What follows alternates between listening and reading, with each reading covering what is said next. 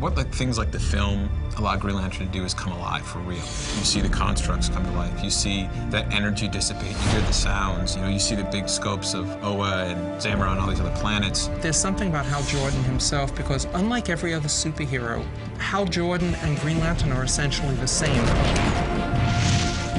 He is a bit of a throwback character. Hal! He comes from that generation of the right stuff. He is a daredevil. He's a guy who leaps first and then thinks on the way down. There's something I really love about his gut instinct. Your name? Hal Jordan. The ring chose you. I think Hal is an incredible superhero and a unique Green Lantern because he brings something to the table that the other Corps can't, and that he's willing to face his fear and admit that it exists and use it in order to become the greatest Green Lantern of them all. Ryan Reynolds is the perfect Hal Jordan for me. He has that humor, he has that swagger, that cockiness. When the chips are down, he really gets serious. He really steps up to the plate. The ring said it was a great responsibility. Responsibility? You? Let's hope so.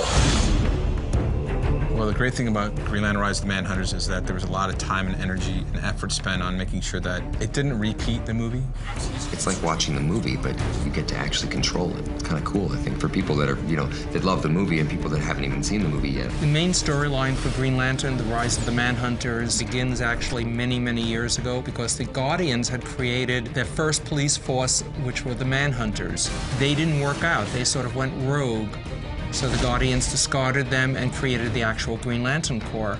But now the Manhunters have come back, and they intend to destroy the Guardians and the Green Lanterns.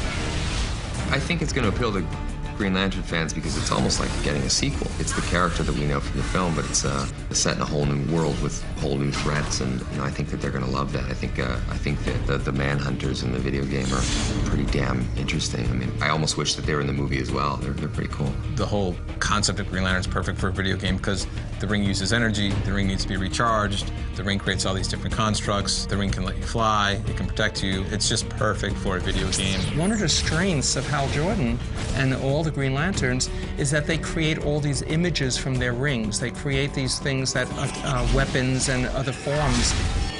That is so great within the context of video games. The best part about it is co-opting with Sinestro.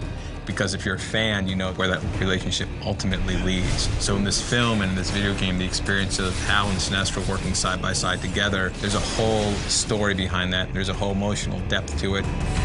Everybody's bringing Green Lantern to a whole nother level through what they do, through the film, through the video game, through everything that's happening outside the comics. It just adds a whole nother depth to the Green Lantern.